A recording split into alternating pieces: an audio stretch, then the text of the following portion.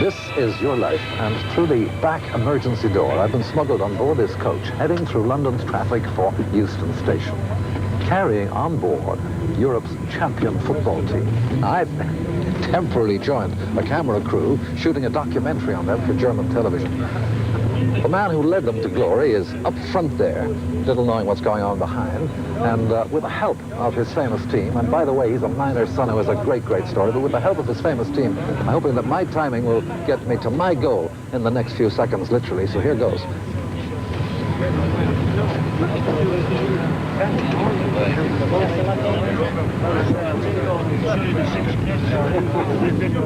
Is that all? Yeah.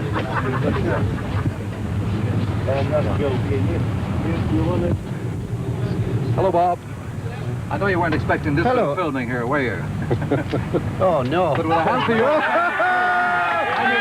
Here, John Smith. Yes, thank you. Bob Paisley. I thought you were Manager of European Cup winners Liverpool. Tonight, this is your life. Well done, Bob. Well done. I thought it was cute. Yeah, I set the phone.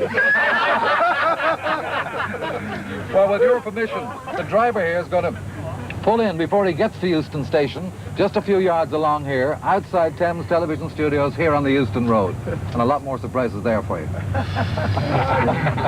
Okay. Yeah, all right.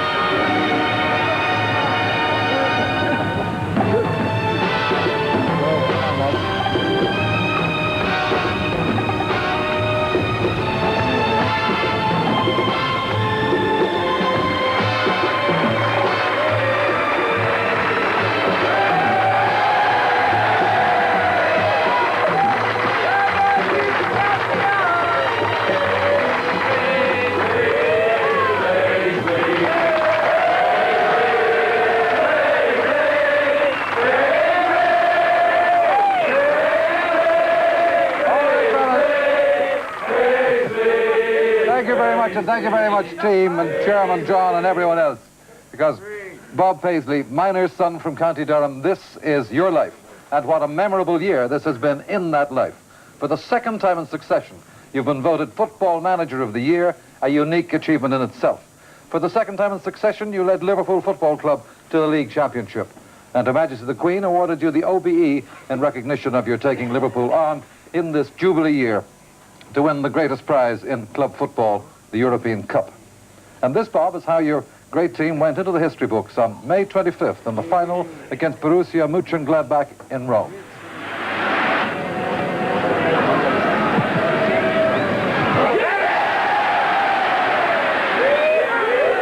Well, Bob, that was a great moment when Tommy Smith's header went in, wasn't it?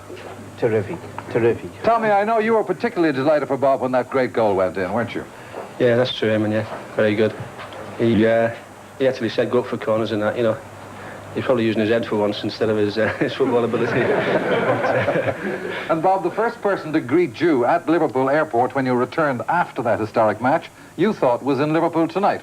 But she's not. She's right here. Your wife, Jessie. And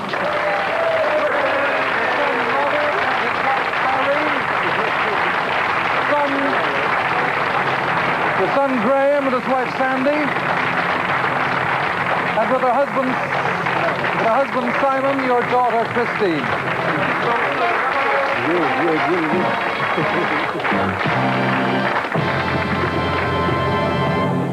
And Jessie, tell me, what was it Bob said to you before he set out for Rome? Well, he said he was looking forward to the trip because the last time he'd been there was when he was stationed there during the war, and he'd been in a tank that time.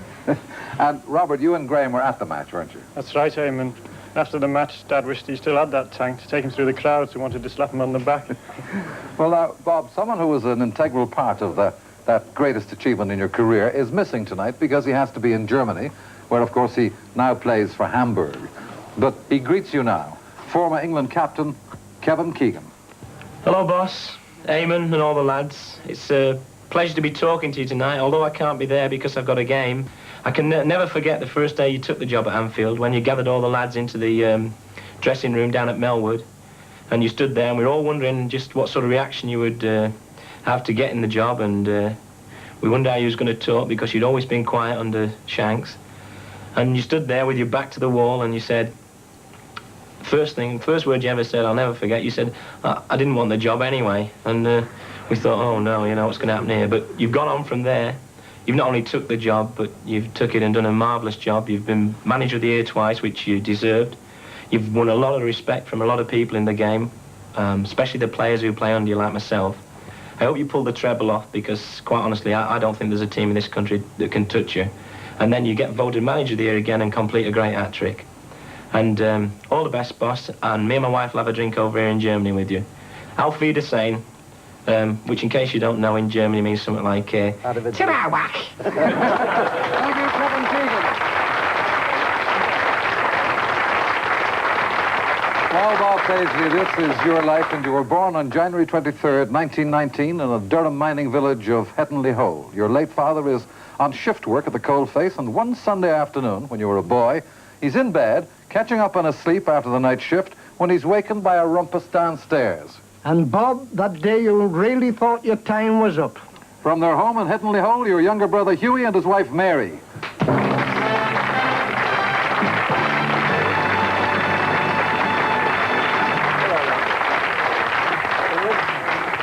So, Hughie, tell us what happened that afternoon. Well, Eamon, you know what brothers are. They like a bit scrap, you know. Well, this Sunday afternoon, it just went a little bit too far. Oh, yeah, we were sitting by the fireside, and I was walking by old Bob and onto the bottom, and more than I could stand, I had to just, you know, have a try to be a champion, which I never beaten, right? But, Mother was keep. Will you be quiet? Your father's in bed. Well, why did Bob think his time was up? Well, the old man come down with the alarm clock.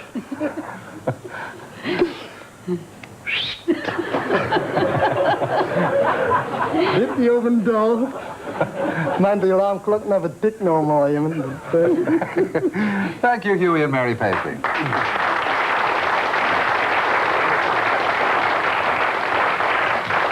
1924, you go to Barrington School, and one day in class, when you're just 8 years old, you nearly frightened the life out of your teacher.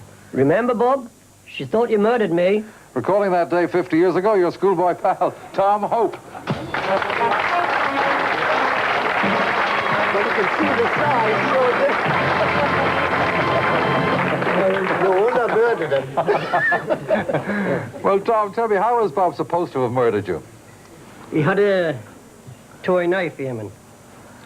And what happened here was, you know, it was a trick knife whereby the blade itself, when pushed against anything, it went into the handle. He pretended to stab me with this, and when the blade went into my body, she was astounded. She thought you'd murdered me, Bob. And after that, she got the shock of her life when she realized that I'd pretended to collapse. Thank you, Tom Hope. Well, a joker at school, but even in those days, Bob, you take your football very seriously. Bob even made a training exercise out a visit to the fish and chip shop. He was a teammate with Hetton Juniors, and you haven't seen him for 30 years, Ned Blenkinsop.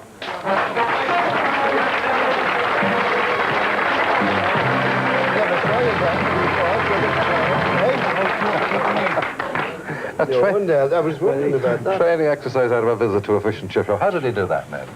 Well, whenever we made a trip to the fish and chip shop or the cinema, Bob was set off with a cracking pace. And sometimes time was clock to clock. He was a real healing tour man. Just as keen to win the fish and chips as he was to win the European Cup, I think. Thank you, Ned Blenkinsop.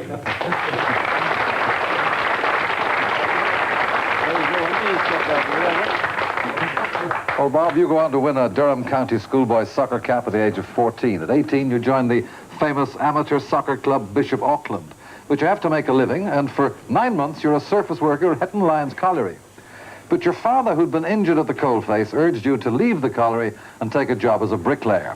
You're taken on by a builder and become great pals with his son, who drives the lorry to the building sites. Now, you haven't seen him for 30 years, but back in Hetton, where he's a monumental mason, he tells us about a certain monument you left him, your old pal, Alwyn Wade. Hello, Bob, and congratulations these days on your team building. But back in the late 30s, your job was building of a different sort. You had a hand in constructing some grand buildings in this part of the world. And here at my workshop, I'm the proud possessor of one of them.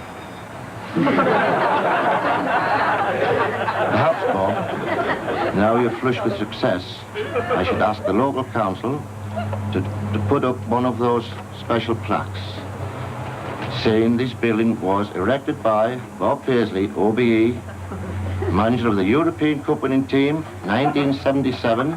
Oh, Bob, you couldn't have put up your buildings without someone else who is here with me now, George Walker.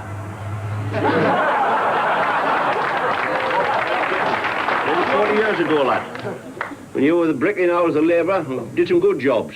Can you remember working at Kelly's farm? When we had our suspicions about a certain hen laying away.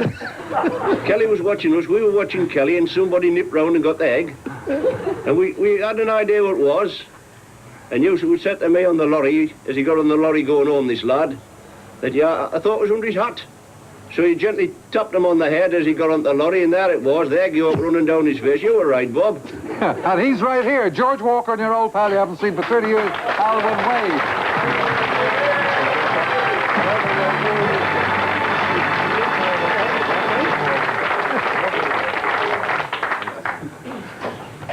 You remember doing that to the egg, do you? Ah, yeah, there was 2 eggs under his hat, actually. Well, Bob, bricklaying during the week, but Saturdays see you building your soccer career with Bishop Auckland. And in 1939, the team becomes the first in the country to win in the same season the Northern League Cup, the Durham Challenge Cup, and here at Sunderland, Bishop Auckland's greatest triumph that year, victory in the Amateur Cup final with a 3-0 extra-time win over Wellington. And immediately after that match, you signed for Liverpool. And there you play left half to one of the all-time great Scottish international left-wingers and strike up a lifelong friendship with him. You shared many a triumph at Anfield, but the day he'll never forget had little to do with football. No, it was when Bob decided to lend a hand in cleaning the boss's car. Today, an accountant at Liverpool University Students' Union, your great friend on and off the field, Billy Little.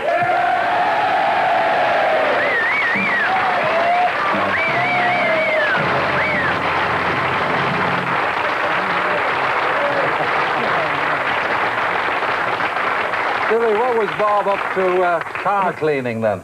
Just after the war, we had a commissionaire at Anfield named Paddy Walsh, and he used to always clean the manager's car. And this particular day, he'd done a great job. It was usually immaculate, the car, when he'd done, and he was in the process of finishing the car off, and he went to get a new bucket of water, and Bob nipped in, opened the car doors, wind down the window, and Paddy came along, none thinking, right in through the car, and all over the car. But I must add that he wasn't like that on the field. He was a great worker. Characteristics were tenacity and determination, and these characteristics are what have made him the supreme manager of Europe. Thank you, Billy Little.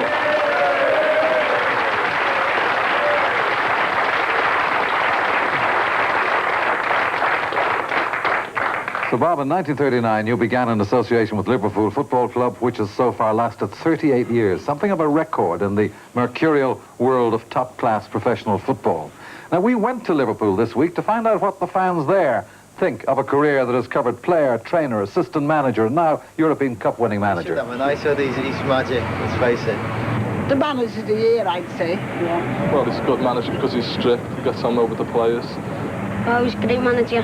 It's the best manager we've ever had. Bob Paisley's done very good. He's won 2 cups. He's got them working the way he wants them to work on the field. He's been great. He took over a big job, and he's done great ever since. And taking us through last year, he's smashing. There's no delay. Well, I think he's installed the team spirit, kept it going, and he's proved themselves. Best team in Europe. What do you think of them? Mind you, they had a bad month last month. They lost a goal. I thought you might recognise that particular Liverpool fan, but he's not in Liverpool tonight. He's here, the legendary manager who succeeded your good friend, Bill Shank.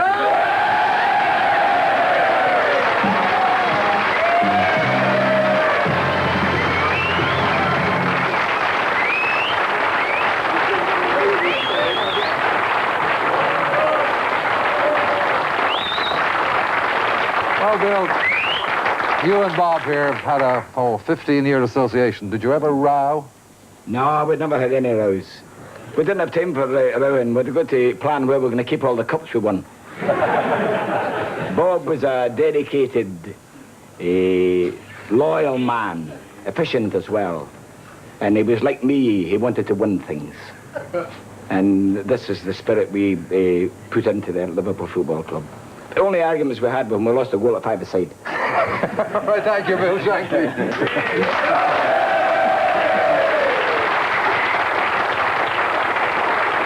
In 1940, Bob, the career you'd always dreamed of had only just got underway when you have to swap the famous all-red uniform of Anfield for this, the uniform of the Royal Artillery. For 4 years, you serve abroad. Egypt, Italy, and the Western Desert. One day in 1942, you're serving with the 73rd Medium Artillery Regiment in North Africa. You and your comrades are in a frontline dugout position. There'd been a lull in the action, but that day, an enemy fighter suddenly appears over the horizon and swoops on the dugout in a surprise attack, spraying bullets.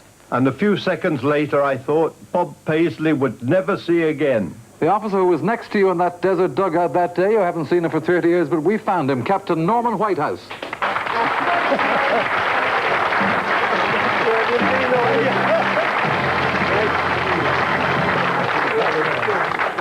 So, Captain Whitehouse, tell us what happened. Well, the plane came over and sprayed the dugout with explosive bullets. And when it was gone, Bobby had his hands over his eyes saying, "I can't see, I'm blind." So we took him off to the MO as quick as we could and left there, Bobby, do you remember? They came back 24 hours later with dark spectacles and he was all right. It was marvelous. I know all your army mates were relieved to hear that good news, especially 3 close pals from those Middle East days 35 years ago. Ex-Sergeant Joe Bate and ex-gunners Jack Moffat, Stretton. Thank you, boys, and thank you. I thought you all got shot, my friends. Well, 1945 and the war in the Middle East over, you're back in Britain, stationed at Woolwich Arsenal. And the Army give you permission to play for Liverpool at weekends. You travel north on Friday evenings and return Saturdays after the match. And one of those trips led to a very memorable match. Jessie, isn't that so? That's right. I was going to London to visit a friend there, and we were going on the midnight train, and I got in the train, put my sandwiches on the seat beside me, and this young soldier came into my compartment, threw his greatcoat right on top of them, and I said, "What do you think you're doing?" kind of thing. And so he apologized. It's more than he does sometimes nowadays. And we chatted all the way, and we continued chatting all through the next day. And then we met again in Liverpool, and that was it, 31 years ago. And so if he hadn't come into my compartment and he hadn't thrown his greatcoat on my sandwiches, well, I might not be Mrs. Paisley to this day. You met again in Liverpool, and the following year, Bob, when you resumed your career with the club, you married Jessie on July 17th, 1946, at All Souls Church, Springwood, Liverpool. And as we've heard, Liverpool becomes your adoptive city. But there's another part of the country close to your heart, a picturesque little market town in North Yorkshire, Malton, where you've been going every year for 15 years to stay at the home of a racehorse trainer pal. But this year, alas, was the last year, because that great pal of yours has now gone to live in what? Hong Kong. He's not sent me money back, but he's... He's done better than that. We've sent himself back. We've flown him those 8,000 miles from Hong Kong. Frank Carr.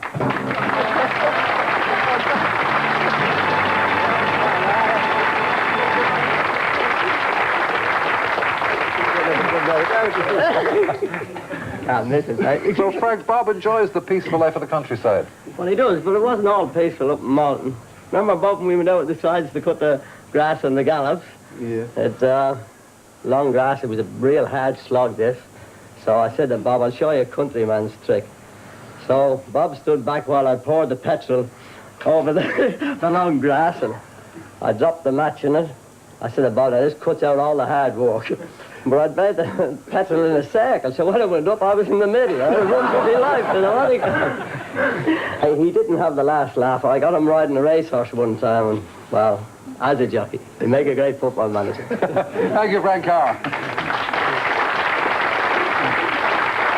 Now, before we close, Bob, and as you celebrate the greatest year in the history of Liverpool Football Club, I want to take you back to your first day at the famous Anfield ground 38 years ago. You, Bob, the raw recruit to professional football, were introduced to Liverpool's team captain, who can't be here tonight because of football commitments, but who nevertheless talks to you from his home in Manchester. Of course, that Liverpool skipper who went on to become Manchester United's Sir Matt Busby. Hello, Eamon. Hello, Bob. You know, Bob, I knew you, first of all, as a very dedicated player. One who always put his club before himself.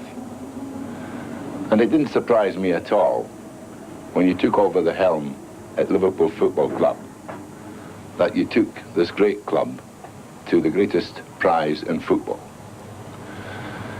Eamon, one might get the wrong impression that Bob is a very quiet person.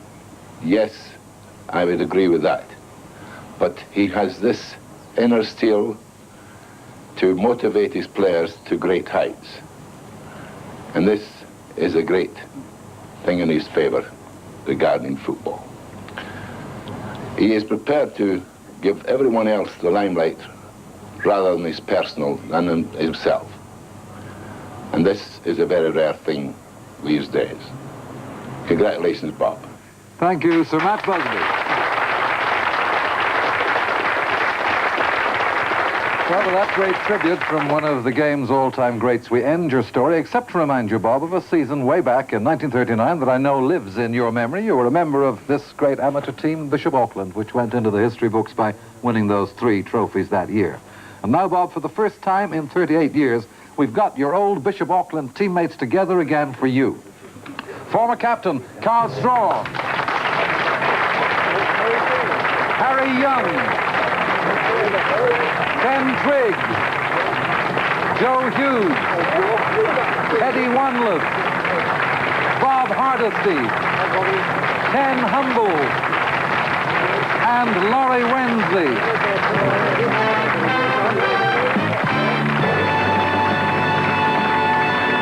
But Bob, since those days in Bishop Auckland, your story for nearly 40 years has been the story of Liverpool Football Club, now proud champions of Europe. Emlyn Hughes, captain of England. You're also captain of that team. A final word from you. Well, I think really that everyone that's come on here tonight has summed it up. I mean, he's a person that is absolutely and utterly dedicated to Liverpool Football Club. And when Shanks finished, it was by the director's discretion that they offered the job to Bob.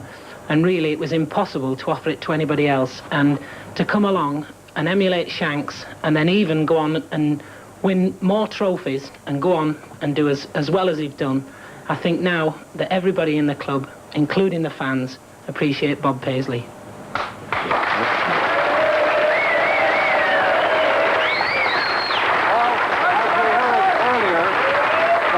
Themselves said that you're the greatest, and they're right. And throughout your tremendous success in English and European football, they, the fans, have always inspired you and your team like this.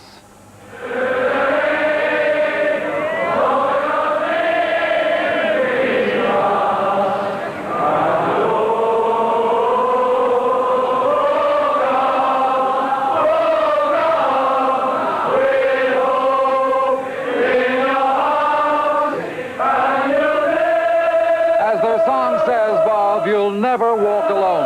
Bob Paisley, OBE, football manager of Jubilee year. This is your life.